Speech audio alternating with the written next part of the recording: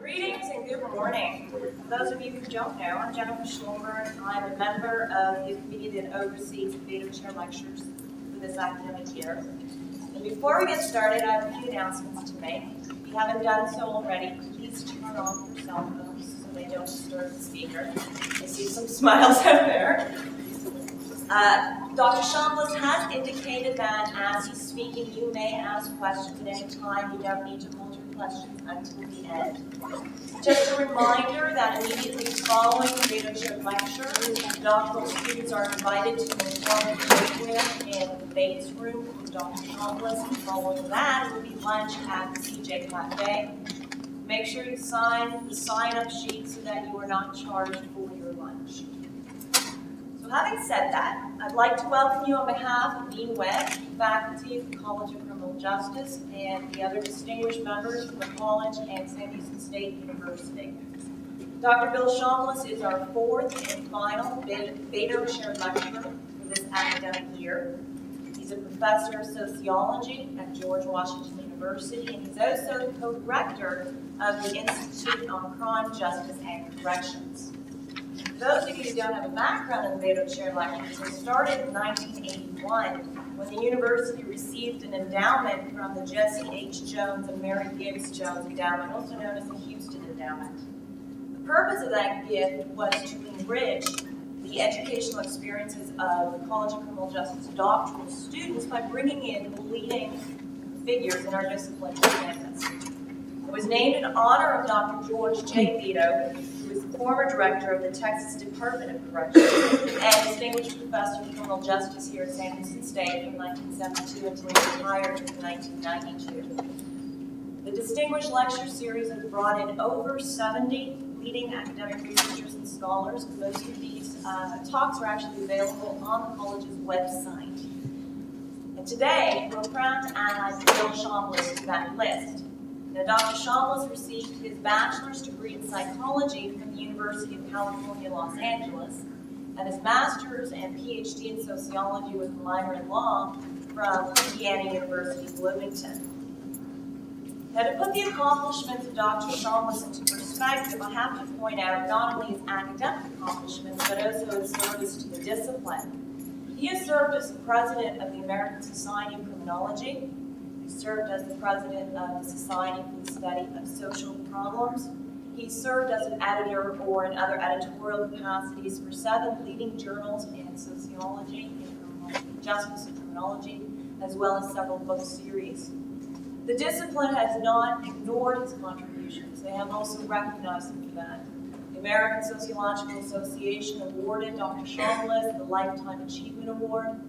ACJS awarded Dr. Chambliss the Bruce Smith Senior Award for Distinguished Leadership in Criminal Justice, and the ASC awarded him the prestigious Edwin H. Sutherland Award to recognize his outstanding contributions to research and review. His active research agenda has led him to 12 different universities around the world, spanning several different continents, including a Fulbright research fellowship in Zambia. In 1999, Dr. Chambliss received an honorary doctorate of law from my alma mater, the University of Guelph in Canada. In terms of academics, when we hear the title, The Saints and the Roughnecks, we immediately know that we're talking about the work of Dr. Chambliss. The article was originally published in the journal Society in 1973, and it's famous in its own rights. It, however, in no way describes the corpus of Dr. Chambliss's work, and it also can't do enough justice to the theoretical contributions to conflict criminology, or the impact that his research has had worldwide in terms of our thinking about crime, law, and all of the related social processes. The work of Dr. Chambliss looks at issues of power and the creation of law and order from a conflict perspective. These elements are arguably generic processes that transcend national and political boundaries. His international appointments and honorary doctorate of law are evidence of this impact worldwide. Bill Chambliss is truly an example of what C. Wright Mills called the sociological imagination, as his work is constantly making linkages between personal troubles and public issues. The students he's mentored and the colleagues around the world are numerous. And within this context of an introduction, by its very nature, I'm limited to a few words to try and describe the exemplary career and the breadth of his intellectual thinking. His theoretical contributions, his empirical research and policy evaluations can't be summarized within the confines of one academic discipline, or even within areas of the criminal justice system. He's authored, co-authored, edited, co-edited 24 books on the topics of social problems, law and society, the relationship between power and crime, organized crime, of course, the conflict perspective, and the legal processes, to name just a few. His current work, for instance, is looking at the socio-political characteristics of smuggling and piracy practices. Yet, Dr. Chambliss didn't stop at writing books. He also wrote 19 book chapters. How many journal articles he's published is actually very difficult to discern, but they've had a tremendous impact on our thinking in these areas. It's evidenced by the fact that there are several that have been reprinted multiple times. For instance, one of these articles was published in the high-impact journal Social Problems in 1964. It's been reprinted an outstanding 15 times since its original publication. Now, I may have this number incorrect, and you can correct me, Bill. At last count, Dr. Chambliss has published 65 journal articles, all of them in reputable, peer-reviewed journals. Several of them in foreign languages, including German. Dr. Chambliss didn't stop there either. If we include today's talk, he has given 116 invited lectures, keynote addresses, and invited papers, and done so all around the world.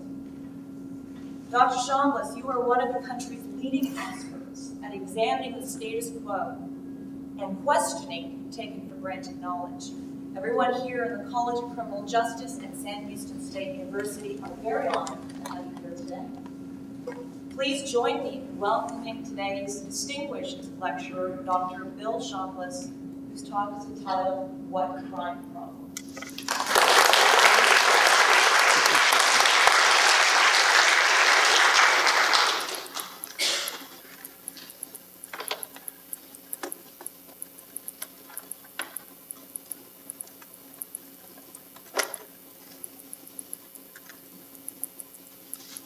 Thank you, Jennifer. That was very nice. If my wife were here, hearing about those accomplishments, she would say, well, look how old he is. Of course he's done that. My wife is Danish, and it's part of the Danish culture, literally, to hammer the nail down. Anytime anyone in Denmark starts to get a big head, you get knocked down in Denmark. I'm really delighted to be here. It's a great honor. This is a great, great university, and especially fabulous, distinguished criminal justice program. I thank Dennis Longmire and Dean Webb for the invitation, and I thank Jennifer very much for that wonderful introduction. I do have one complaint, however. You know, there's recent work on how a melody gets stuck in your head and you can't get rid of it. Well, when I heard I was coming to Texas, I couldn't get rid of the song, All My Exes Live in Texas. That's why I live in Tennessee. But hopefully by the time I get back home, I will have been able to forget that. I want to talk about what I think is probably the greatest con game that has been played on America, except perhaps for the military-industrial establishment. And that is essentially the law enforcement definition of reality. And I think this has had consequences that are mostly detrimental. And it goes not only for the society as a whole, but for criminology as a discipline. And I put the blame to begin with on one of the greatest politicians of all times, John Edgar Hoover, who in 1933 and 1934 was able to establish a national police force against great opposition from politicians, from the general public. Fear that a national police force would be like the Nazis, would be like the SS in Germany. Despite that opposition, Hoover was able to establish a national police force. and to control the definition of crime for generations to come. Now, he had a lot of help from some very colorful characters. Pretty Boy Floyd, Bonnie and Clyde, John Dillinger, Eddie Green, Ma Barker and her gang, Machine Gun Kelly.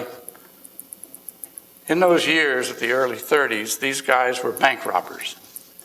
They were also national heroes in a way, because that was a period in which the banks were foreclosing on houses. So the banks were the enemy.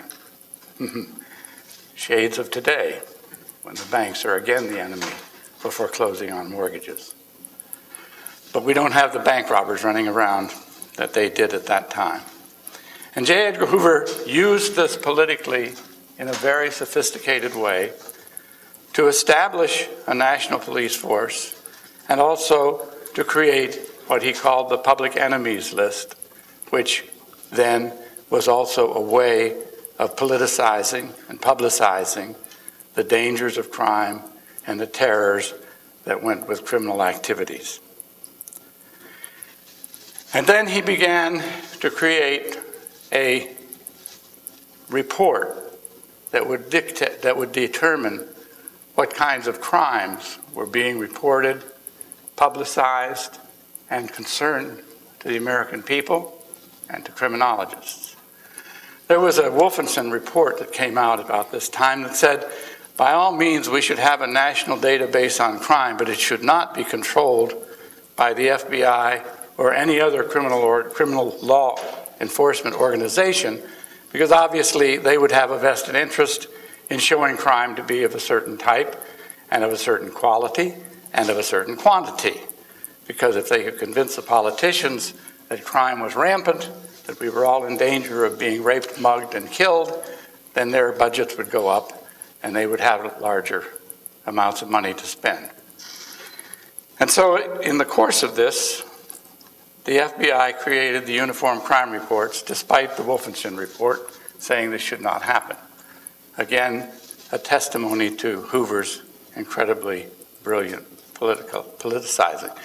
If you ever look at those early reports, you'll be surprised to see that the major headline on them doesn't say anything about the Uniform Crime Reports. The big headline is J. Edgar Hoover, and underneath that, the Uniform Crime Reports. That stopped after Hoover went out of power. But it was very cleverly done, and it is still very cleverly done, by presenting a lot of gimmicks, all designed for one purpose, to make it appear as though we live in a sea of dangerous, predatory criminals. Crime clocks are perhaps the most obscene part of that. 22 seconds, there's a crime. Here it's a little more clear. Every 30 minutes there's a murder. Every 5 minutes there's a forcible rape, and so forth and so on. These always appear at the front of the UCR, Uniform Crime Report. They appear at the front, and that's what people in the newspapers get, that's what the people on television get, and that's probably about as far as most of them read before they write their article on the current state of crime in America. I think this is rather like saying there are 9 Viagra tablets sold every second, and there's a Harlequin romance sold every 5 seconds. These are meaningless statements, obviously, just as those crime clocks are meaningless statements. Now, the Uniform Crime Reports provides a handbook for police. I'm sure you all understand that the Uniform Crime Reports is based upon reports to the FBI by local police departments. And they provide a handbook for local police departments as to how to classify crime. And if you look carefully at that handbook, which to my knowledge, almost no criminologist ever does, but I didn't, and I have to confess, for 20 years working in the field, I didn't either. But a few years ago, it occurred to me, maybe it would be good to look and see what is it that the police are told to report and how to report it. And the reporting guidelines tell the police to classify and score from the records of class for service. Complaints, investigations, offense counts are to be recorded, not findings of a court, coroner, prosecutor, or grand jury. In other words, someone calls the police department and says, Someone just burgled my house, and the police say, okay, we'll send someone over. And you send someone over, and it turns out that no one burgled the house, but that her son-in-law had broken a window when he was having an argument. It still goes to the FBI as a burglary. Every phone call to the police gets recorded and reported to the FBI. Each category of crime is created in a fashion to make it possible to appear as the most serious, severe crime by any stretch of the imagination. Homicide, first of all, includes murder and non-negligent manslaughter. Despite the fact that it includes both of those, the FBI will frequently report it as a murder rate. It is not a murder rate. It is a homicide rate. And what is a homicide? A homicide, of course, is the willful taking of another life, and that's murder. It is also non-negligent behavior that results in someone's death. So you come up after class and hit me in the jaw, and I die. That's considered homicide, and that is included. Now, this is important for a lot of reasons, because we don't have any idea, unless we can get into the more detailed records, how many of the homicides are in fact non-negligent manslaughter. So when the Chief Justice of the United States takes a statement, as Warren Burger did a few years ago, that the United States is a sea of crime and homicide and murder, unknown in the modern world, unknown in any world, that we have a homicide rate in Washington, D.C., he said murder, actually. We have a murder rate in Washington, D.C. that's 10 times the murder rate in Sweden. That fans the idea that this is the capital of murder and crime, and it is totally bogus. As a matter of fact, the Swedish government's statistics do not report a murder unless there has been an arrest, a prosecution, and a conviction. To compare America's homicide rate with Sweden's murder rate is absurd. It is totally unjustified. And in point of fact, if you were to be able to eliminate the non-negligent manslaughters and look at the comparative data and use it comparatively, accurately, the murder rate in the United States would be only slightly higher than that of most European countries and lower than many. Assaults and attempted assaults are to be recorded as assaults. If more than one person is assaulted, you count each person as assault. 5 students from Sam Houston State University get into a fight at a bar and fight 5 students from the University of Texas. That's 10 assaults. That's 10 aggravated assaults. I added the capitals just to let you know. They don't want to emphasize that. Aggravated assault continues the same pattern. It's the unlawful attack by one person upon another for the purpose of inflicting severe bodily injury, usually accompanied by the use of a weapon or other means. Attempts are included since it is not necessary that an injury result when a gun, knife, or other weapon is used, which could, and probably would, result in serious personal injury. Whether it probably would or not is obviously a speculative statement. Whether it could may not justify including it as an aggravated assault. Fortunately, due to the work of a sociologist, we have an alternative source of data on crime in the United States. And that's the National Crime Victim Survey. Now, what's very significant about this crime victim survey is that it is not conducted by the law enforcement agencies. It is conducted by the Census Bureau. Now, the Census Bureau is probably the most independent and objective statistical gathering body in the United States government. And it's that way because it's in no one's interest to have the Census Bureau lie about how many people live in Texas or California or Georgia, because all of that determines how much money you get from the government for education, how many Congress people you have. So the balance of power certainly keeps that as an objective, or the most objective that we have. Even though every once in a while, either the Republican or Democratic Party tries to fool with it, so it would look more in their favor. But so far, they've not succeeded. The collection of the data then is by the Census Bureau. However, the report is written by the Department of Justice. And in the Department of Justice's report, taking a lesson from the Uniform Crime Reports, they always begin with the most dramatic statement they can make to make it look like there's so much crime and so serious crime in the United States. So the opening of the report, this is from 2005, but it's similar every year. 77%, 18 million of the crimes were property crimes. 22% were crimes of violence. 1% were personal thefts. And they say this is the opening statement. Now, fortunately, there are data in there that you can look at to see if that gives an accurate picture. The definition of crimes of violence is I'm going to read just the underlined part, is the unsuccessful attempt of rape, sexual assault, personal robbery, or assault includes attempted attacks or sexual assaults by any means or verbal threats. So crimes of violence includes verbal threats. If you looked at families, I suspect you would find that the crimes of violence rate would be considerably higher than it is.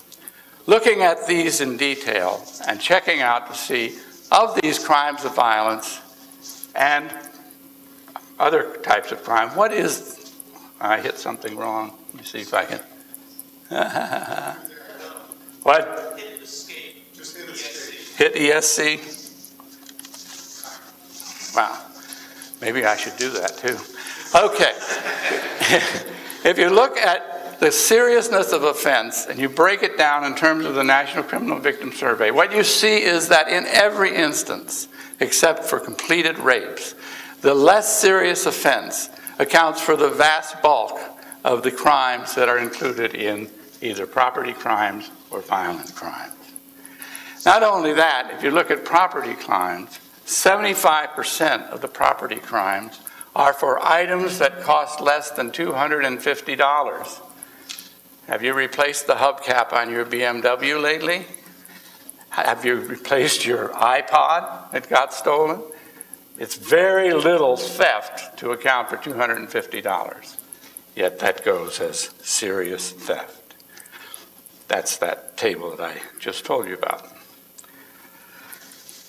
What all of this says is that most of the crimes for which people are arrested, most of the crimes that occur are relatively minor.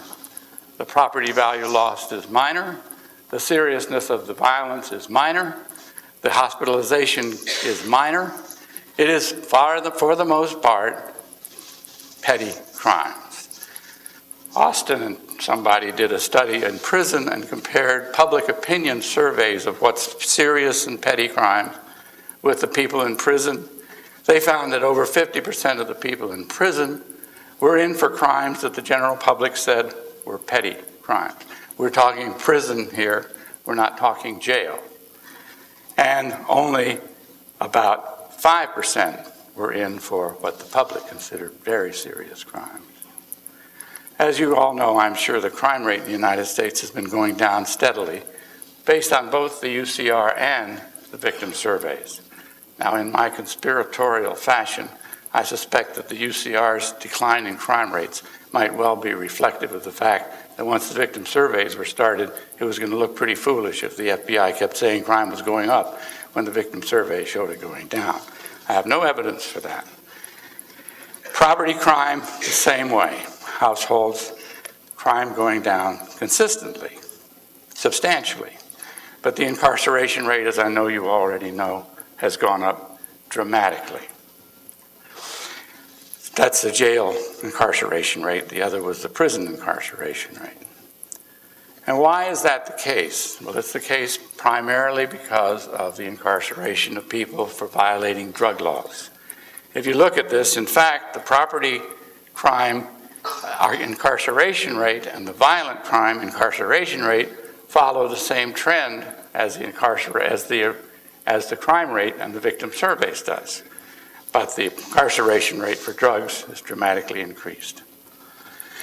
If you look back to 1950 until 1980, you find an interesting thing if you look at this public order from 1980 up. It's very low, the arrest for public order. But if you were to go back to 1950, which I've done, but the chart got screwed up when I tried to put it on here, you find that the public order arrests were much higher between 1950 and 1980. What does that suggest? That suggests that you've got a police force out there that has to do something. That's what they're paid for. They're paid to arrest people. They get promoted because they arrest people. They get promoted because they arrest people who get prosecuted who get to prison. And they get to become chief of police by doing that in a very high rate. And prosecutors get to be reelected by having 98% of their cases sent to prison. So who do you arrest? You arrest the people who can't fight you. You arrest the people who you're going to make what they call a good bust. You can do that with public order offenses almost indiscriminately as long as you go to the lower class areas of the city, because people are gambling in their living rooms and it's visible from the street, or they're out on the streets, or they're drinking in public, or they're sitting on the stoops of their houses drinking because they live in overcrowded houses, and they're always out on the streets doing the things that the rest of us do inside our houses and don't get arrested for. There's a big difference, however, because when they were public order offenses, things like gambling and vagrancy and disorderly conduct and public intoxication, they went to jail for 30 days or 60 days or 90 days. But with drugs, they go to prison for 4 years, 8 years, 20 years. The likelihood that we're going to continue to have a huge problem with drugs is illustrated by the world opium production from 1971 to 2007. Where it's gone from 1,200 tons to 10,000 tons and is projected to go to 40,000 in the next 20 years. Now, interestingly enough, and I won't dwell on this, but if you happen to look at a book I wrote called On the Take, in that book I document how the CIA in Vietnam was complicitous in the heroin trafficking, opium trafficking coming out of Southeast Asia. I went to Thailand for 6 months, to study that, and found without question that that's how the opium was getting out of Southeast Asia during the Vietnam War. It's rather curious, isn't it, that now the major producer of opium in the world is Afghanistan. If you look at the incarceration rate worldwide, the United States is far and away the most incarcerating country in the world.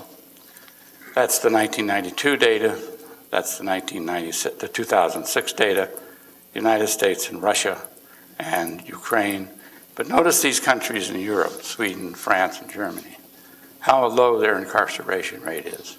Now, of course, it makes sense, doesn't it? Because we know they have a much lower crime rate than we do. Don't we know that? Well, we're wrong. International criminal victim surveys have been conducted now on 17 industrialized countries. And the United States is lower than the middle of those countries. It has a lower crime rate as a percent victimized once or more in 1999 than France, Belgium, Poland, Denmark, Scotland, Canada, Sweden, Netherlands, England and Wales, Australia. Now that's a country you don't want to visit. Contact crimes, robbery, sexual assault, and assault with force. USA is even lower on that scale than these other countries are. Now, just as an aside, I want you to think about Durkheim's anomie theory, which argues that the discrepancy between the ability to achieve by the goals of the society and the barriers to that increases crime. Well, in fact, if you look at this, if you know anything about the Scandinavian countries, that discrepancy is much lower than the United States, and yet their crime rate is higher. So that takes care of anomie theory. All of this, of course, has resulted in vast increases in the justice expenditures, unprecedented increases in incarceration, and disproportionate sentencing of minorities, 3 strikes laws, mandatory minimum sentences, even though those have recently been modified by the Supreme Court. Very quickly, these are the expenditures on justice in the United States from 1995 to 2005, and in every case, they are going up dramatically. And they are going up at the expense of other things. Higher education faculty has increased by 25%, and justice expenditures by 138%. Building prisons has increased by $926 million for corrections. Higher education has lost $954 million during that same period of time. And what are the consequences of this? The consequence of this is that we have replaced slavery, segregation, with incarceration. Lifetime chances of a person going to prison are higher for men and for women, higher for blacks and Hispanics than for whites. Based on current rates of first incarceration, 32% of black males will enter state or federal prisons during their lifetime, compared to 17% of Hispanics, 6% of whites. I went the wrong way, sorry. By the year 2020, the incarceration rate of black males will be 63% of all African American men in the ages from 18 to 34. What does that do to a community when 60% of your eligible males are in prison and the others have prison records? And then we look at the black community and we say, oh, look at how high the rate is of unwed mothers. The choice is to marry someone in prison or have a child without having a husband. The population, if you look at the arrests and prison population between 1998 and 2003, these are two different figures. You see that the arrest rates are not that dramatically different overall, but the incarceration rate is significantly different. In other words, if you're white and arrested, the likelihood of going to prison is not very great. But if you're African American or Hispanic, the likelihood is much greater, and especially for African Americans. The number of inmates in state and federal prisons and local jails in 2006, as you can see among males and females, the preponderance of them are black, and the others are divided between Hispanic and whites. State prison inmates serving time for drug offenses in 2004, it was 54% were minorities. Women were especially victimized by this process, and 67% of the women in prison are for drugs. Many of those women in prison for drugs, of course, were not dealing drugs. They were living in an apartment with someone who was caught with drugs, and therefore they were assumed to be complicitous and sent to prison for it. But the use of drugs is predominantly a white phenomenon. In fact, the rate of illicit drug use in 1998 for whites was somewhere around 37,000. For African Americans, it was 32,000. But the sentencing rate for drug offenses for whites was 50%. For African Americans, it was 600. If you look at marijuana, if you look at drug use by race for all of these different categories, it's clear the white population, which is 74% of the people, uses drugs anywhere from 2 to 20 times as much as the African American population, and yet they don't go to prison for it.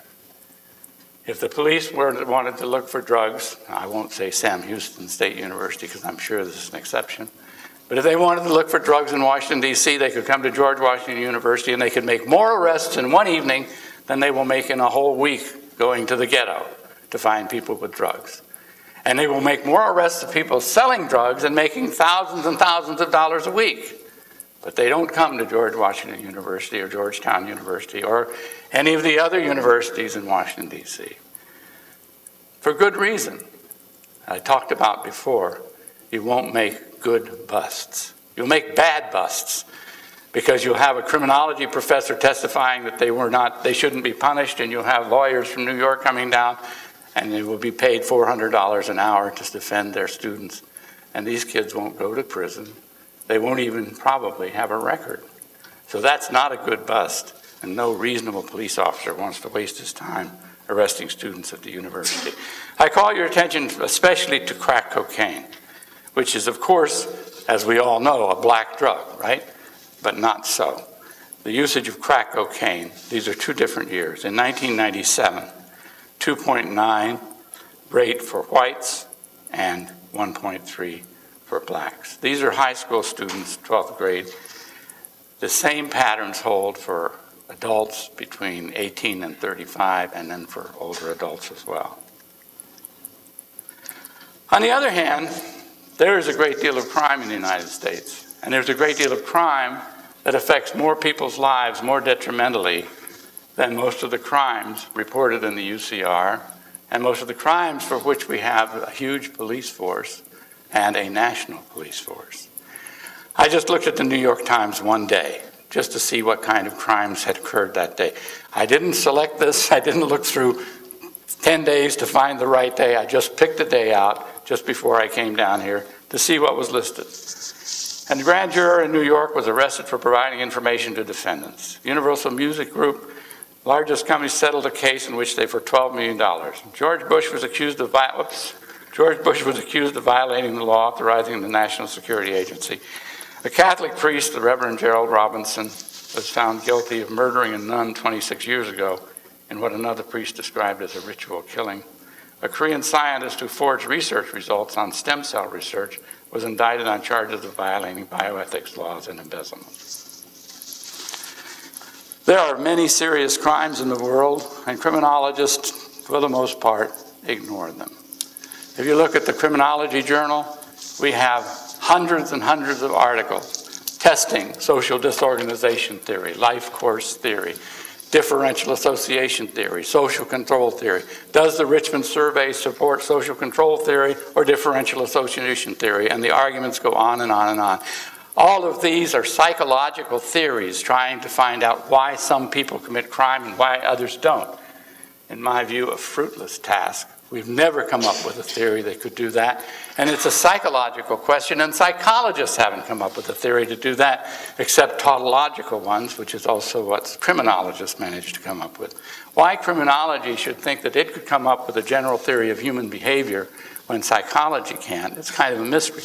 Not that there's anything wrong with trying to do it, but after having failed to do it, since all the effort has been made for 200 years, one might begin to question it.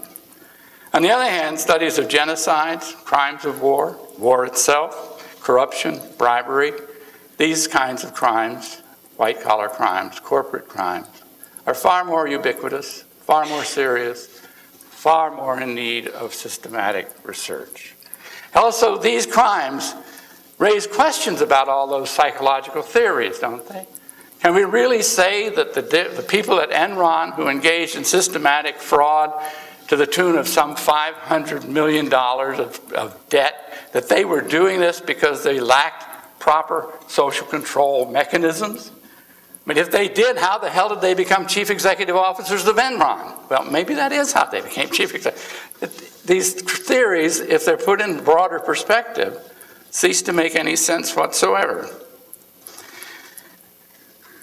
We have been in the midst of a corporate crime wave since the 1980s that is unprecedented. And yet, it isn't put together in the criminological journals or in the criminological research.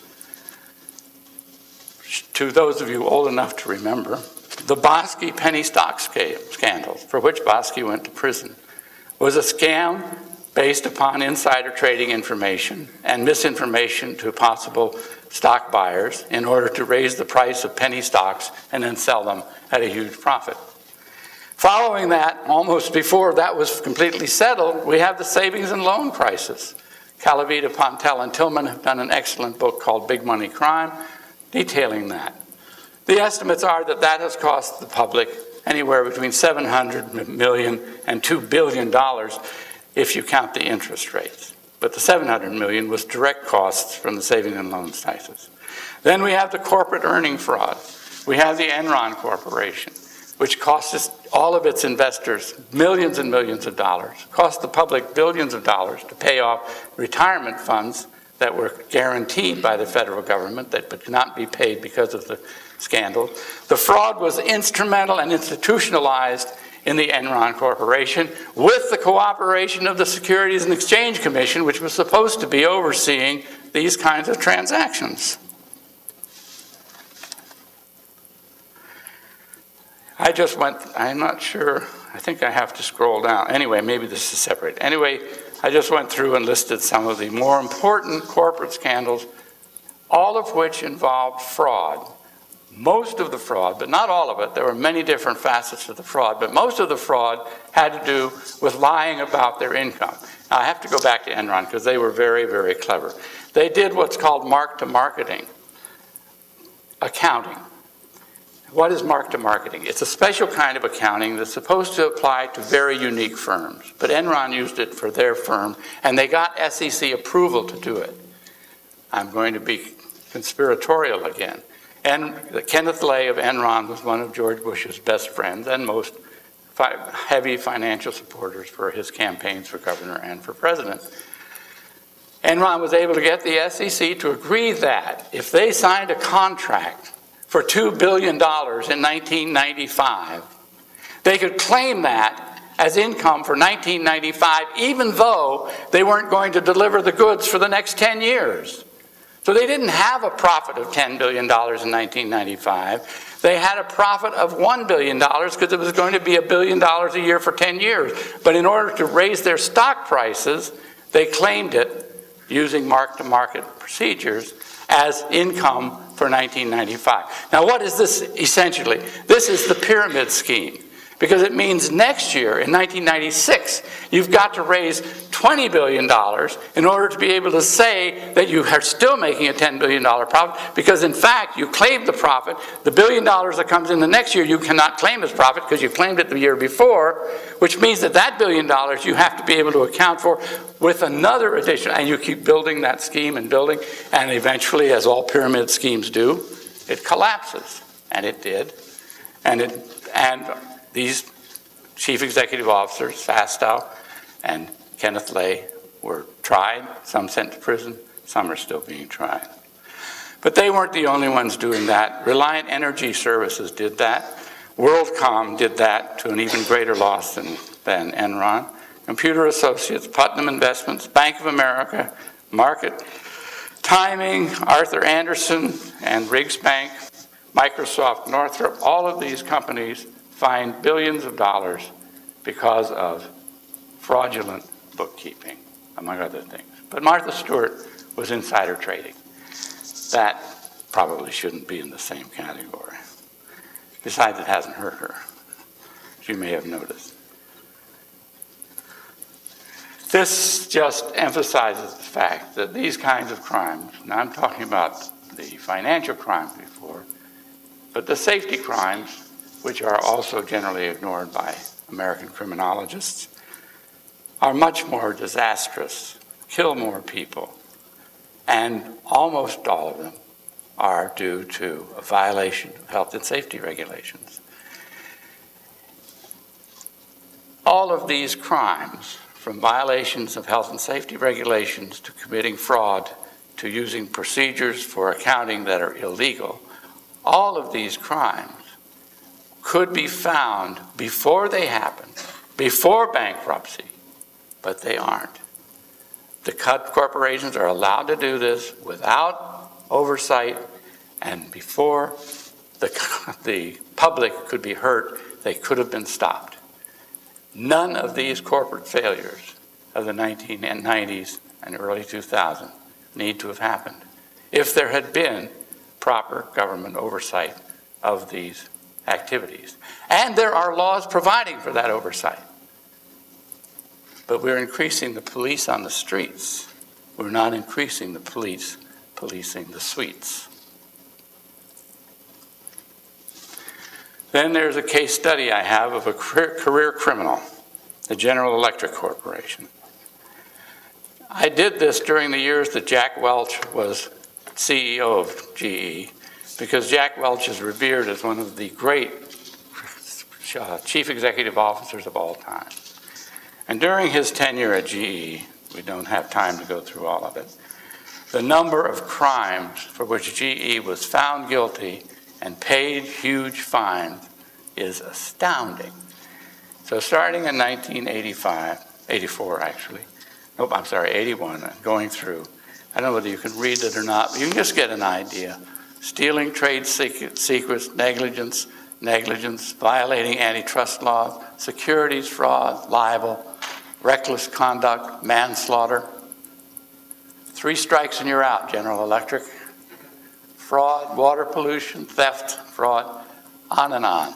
These are all General Electric companies. Unbelievable history of crime. So now we've gone away from the corporate crimes, and we've gone, that is, the corporate crimes of the 1980s, the Enrons and the WorldComs and the collapses of them. And now we have another crime wave of corporate crime emerging with the subprime loans and the mortgages and all of the banks being bailed out with taxpayer money for the frauds that they committed. Now, these are more subtle in some ways. They were frauds created by people lying about the value of houses in order to get loans on them. And by people, I don't mean the people who were selling or buying the houses. I mean the people who were making the loans, who paid off the people who were assessing the property values in order to get the property values up, in order to make the loans to people who couldn't afford them, and of course to use the trick of having people get loans that were arms so that they would go up in a few years, and when they went up, they couldn't afford the mortgages. Hundreds of billions of dollars, and most of it now being paid by taxpayers to keep the banks who made these loans from folding. Merrill Lynch is the worst offender. Citigroup, Bank of America, Morgan Stanley, Wachovia, Deutsche Bank, Credit Suisse, UBS, HS, the largest banks in the world. Losses amounting to hundreds of billions of dollars in order to make loans to people who could not afford to pay them back. Angelo Mozilo, co-founder of Countrywide Financial Corporation, sold more than $150 million in Countrywide stocks in 2006 and 7, shortly before the subprime loans blew up. Of course, that wasn't insider trading. Charles Prince of Citigroup was awarded a $10 million bonus after Citigroup lost billions of dollars in subprime mortgages, and he was forced to retire. Merrill Lynch had the largest losses, over $8 billion, and its CEO, Stanley O'Neill, received $162 million in bonuses when he was forced to retire. The U.S. Attorney General's office gives almost no information about corruption, but they do provide this, which is bare minimum information about how many cases of corruption were sentenced in these different years. And as you can see, it's not astronomical, but it's certainly not insignificant. These would all be government officials, police officers, and people of that kind of position who were sentenced for political corruption. I'm doing a study in D.C., and it's a gold mine. If you just look at the first one, 3 or 4 employees of the tax division of the Washington, D.C. government, it says they embezzled $20 million. They embezzle over $50 million, we now know. And the D.C. Department of Public Works, 2 D.C. police officers, clerks of the Security Office of Superior Court, candidate for the D.C. City Council, then, of course, there's Mayor Barry. That's a systematic pattern. When I started my research in Seattle, Washington in 1962, I discovered rampant criminality, corruption at all levels, from people at the mayor's office, the prosecutor's office, the police department. And it hasn't changed, and it is everywhere. And there is no one trying to stop it. As there's no one trying to stop corporate crime, there's no one trying to stop genocide. There is nothing in the criminological literature that begins to capture the seriousness of serious crime. Thank you very much.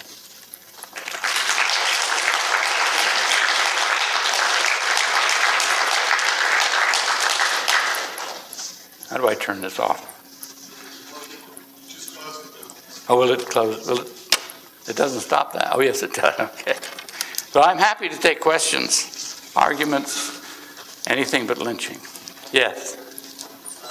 Given the nature of corporations nationwide, worldwide, in order to effectively investigate, prosecute sort of corporate crimes, you would need, it seems to be, some sort of a national, like an FBI organization, or even international organization. No, actually, we have the organizations, we have the responsibility, we have the laws to prosecute and, more importantly, to systematically investigate the possibility of these kinds of crimes taking place, but they're not being done.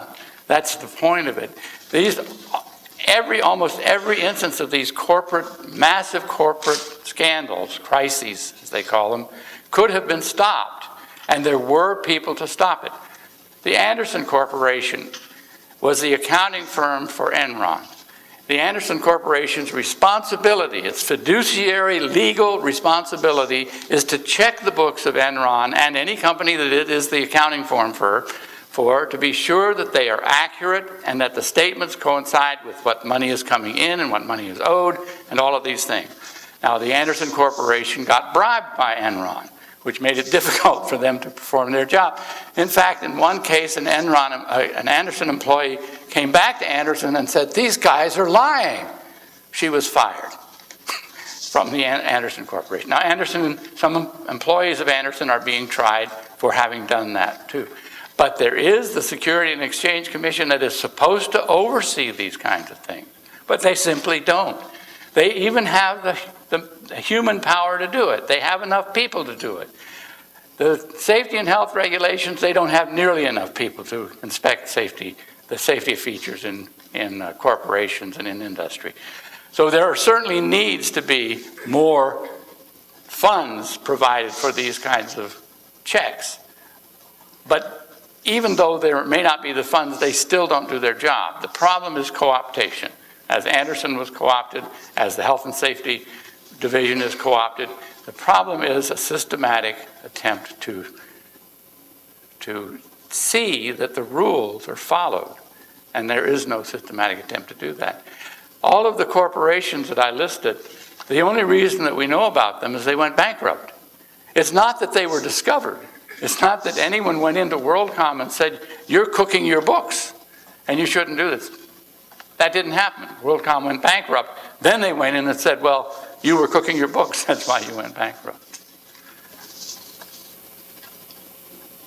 Yeah. Now that the criminal justice system is looking at the staggering figures pertaining to the incarceration and sentencing of minorities, is there anything that a way that we can fix this system? Because clearly, from statistics, that it's not just, and this is what our system is supposed to be, is just. So how do we fix this problem? And it's not that we don't have evidence that there is an imbalance there. What can we do to fix this? Restate the question. Pardon me? Restate the Oh, I'm sorry. He's been waving at me to restate the question. The question is, what can we do to change the system? How can this be changed? How can the injustices that are inherent in the way people are arrested and prosecuted, and how can the injustices with the white-collar offenses be changed? Any kind of change that is going to be effective is going to come from people getting activated. It's not going to come from the top. It's going to come from people demanding these kinds of changes.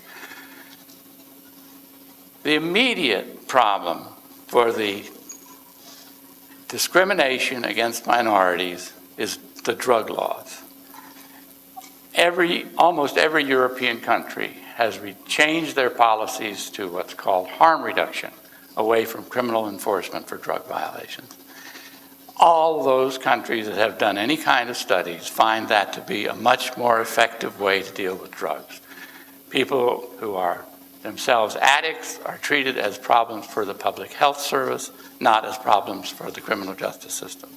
Now, decriminalizing drugs would go a long way to reducing some of the discrepancies that exist in the criminal justice enforcement system. However, I'm sure, as I pointed out, that what would happen be the minorities would then get arrested for public order crimes. That'd be a big improvement, because then they'd go to jail for 30 days instead of for 10 years to prison. But more importantly, the definition of reality that the law enforcement system uses to operate has to change. Instead of being a military unit that defines the minority population as an enemy that they have to control, it has to change to being a social service unit that attempts to deal with the problems on a local level, which was, in fact, the original purpose of police as it was begun in England. Yes. Yes, sir. And go along and thoroughly agreeing with everything that you've said on the securities exchange boards and everything else. We have a president coming out and telling these younger people that we're not going to have Social Security. It's going to be bankrupt. And so you people are going to have to go out and get your own, and we're going to give you this, and going to put you into 401ks that will help you out.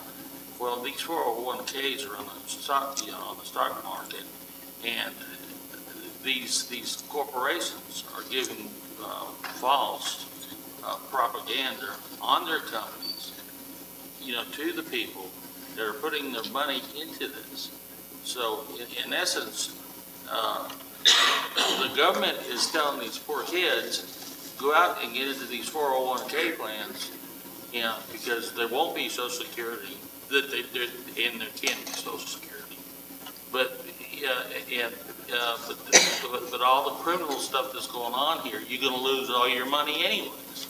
The question is, well, not a question, but it is an observation that if the president's policy of encouraging people to have individual retirement plans rather than a federal Social Security plan were to be implemented, then in fact, the people in these 401ks are investing their money in corporations that may go bankrupt, in which case they have no retirement anyway.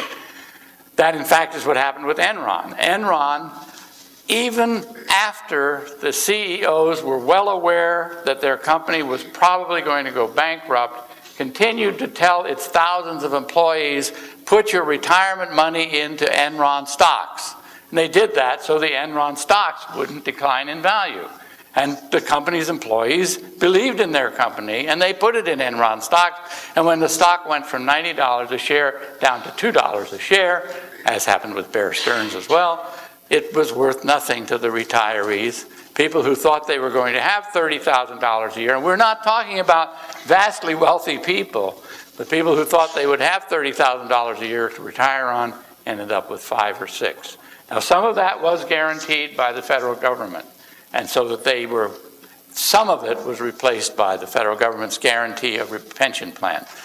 Not all of it. None of them got the full amount that they would have had the stock continued to have its value. Yeah. Mine's more of a comment. I don't have as much of an optimistic view because people can talk about current administrations, but this has been going on for generations. You look at the robber barons initially, the Rockefellers, the Stanfords, that did the same thing, penny stocks, fraud, and all kinds of stuff to build the railroads, build the infrastructure of the U.S. So it's been ingrained basically throughout our history.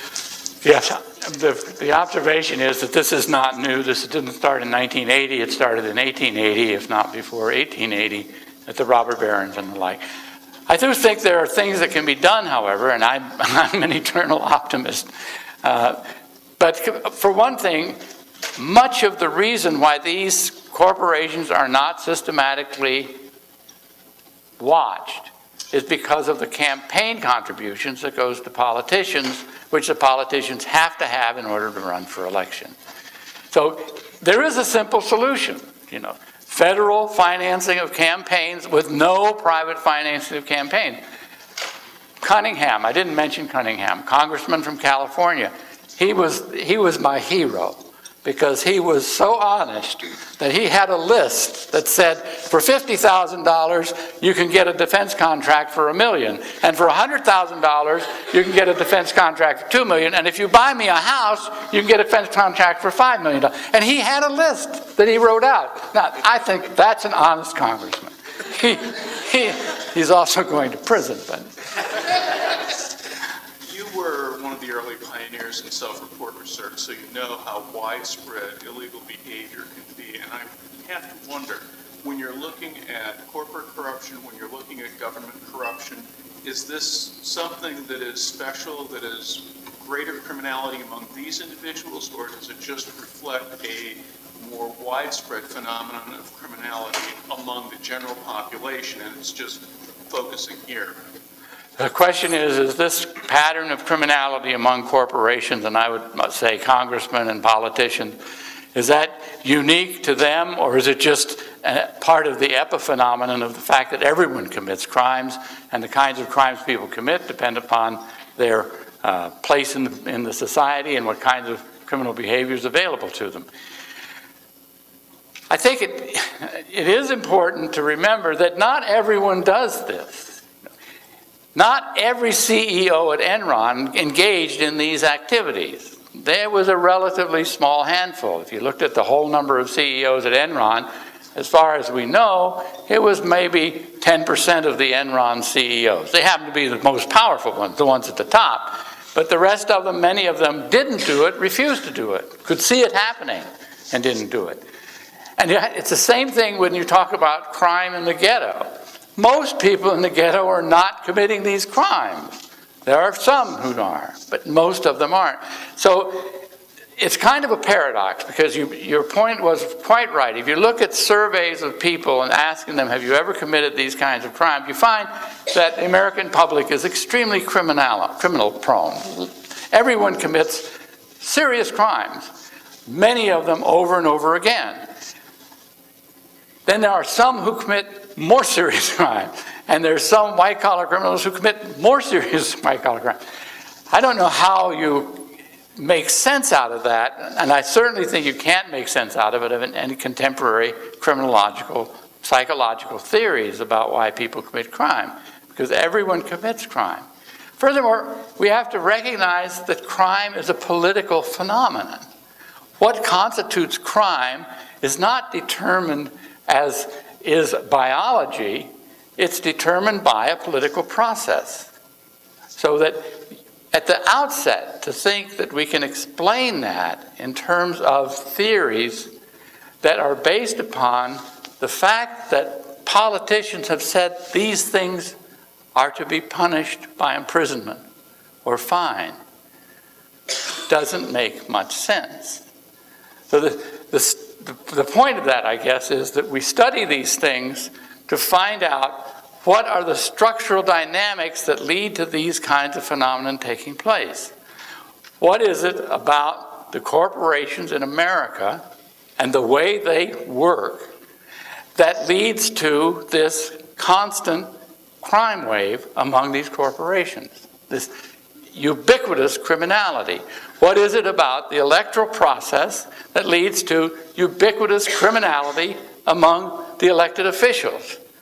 And so we look to the structure of this rather than looking to try to explain the individuals.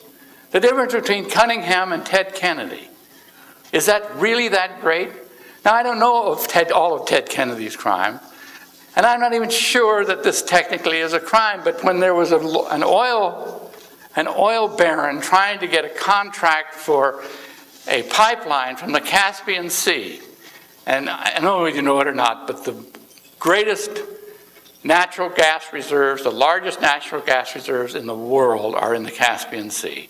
And there is a huge international battle to get control of those reserves. And it will make all the difference in the world to the international global power as to what countries and what companies get those contracts. So one of these people was trying to get Ted Kennedy's support in the Congress to support his companies getting the contract to build the pipeline. And a week after he talked to Ted Kennedy, Ted Kennedy's wife was hired on this company's board of directors for $500,000 a year. Now, is that corruption? That's corruption. Whether or not legally you could say that's corruption would be difficult. But the fact is that the point of it is that it's the structure of the relationships, the business relationships, the political relationships. It's that set of connections that we have to study and analyze and figure out in order to understand what is the dynamic that leads to this. That's pretty simple when you look at campaign contributions and you say, these campaign contributions went to this congressman and he voted this way on this bill. That's pretty straightforward. You can see that that's why he voted that way or she voted that way on that bill. But the fact is, then, the structure is what you're looking at, the structure of those relationships. I don't care that Cunningham was a bigger crook than somebody else, or that Jefferson was a bigger crook. It's often the stupidest ones that get caught. I mean, Jefferson took $100,000 and put it in his freezer, and Cunningham made a list of how much you had to give him to get what you wanted. The others are doing the same thing. Can you be a successful politician in the United States without taking money? Of course not. And if you take money, if people give you money, do they do it because they liked your mother-in-law? They give it to you because you'll do something for them. Now, isn't that bribery? European criminologists have begun making a fundamental change in the discipline. And what they're arguing is that criminology needs to stop talking about crime, and they need to talk about harm. And that we should be a discipline that studies the sociology of harm. And then we get away from the fact that it is the politicians that are defining our field, which is what we are as long as we take crime as a legally defined phenomenon and study it. Now we create instead a field that looks at a phenomenon that is sociologically defined, not politically defined. And I think this may be one of the most important intellectual movements currently taking place. And I strongly recommend that you look in the British journals and the British writings, because they're way ahead of us on this, and the French writings as well, because they're way ahead of us in trying to reformulate what the field of criminology should be looking at. Yeah. Can we look at how the other developed nations are doing as far as effectively fighting white-collar crimes? The developing nations? Developing nations. You mean looking at developing nations? How they approach. Yeah. Well, for the most part, developing nations, it's a kind of a strange misnomer, because for the most part, the developing nations are former colonies of European nations, especially those in Africa and many of those in Asia. And at the end of colonialism, the European countries that had been the colonial powers institutionalized corruption in order to be able to control those countries and the resources and the labor in those countries after colonialism died. That institutionalization of corruption in those countries has a history that's being maintained. So efforts that they would make or might make to control white-collar crime or to control corporate crime are already undermined by the institutionalization of corruption at the end of colonialism. Now, a few nations, and occasionally even the United States, have tried to stop this by making laws and punishing corporations that bribe foreign governments in order to get contracts. But for every bribe that they catch, there are 100,000 others that they don't catch. I was in in Zambia and in Nigeria and in Tanzania. In each case, I did a study of economic crime and white-collar crime and corporate crime in those countries. And basically, even at independence, I thought Kawanda was one of my heroes. Nyerere in Tanzania was one of my heroes. Mugabe in Zimbabwe was one of my heroes. In Zambia, Kawanda's wife had about $4 billion in investments outside of Zambia, mostly from trade in precious jewels, precious diamonds, and also in the copper trade.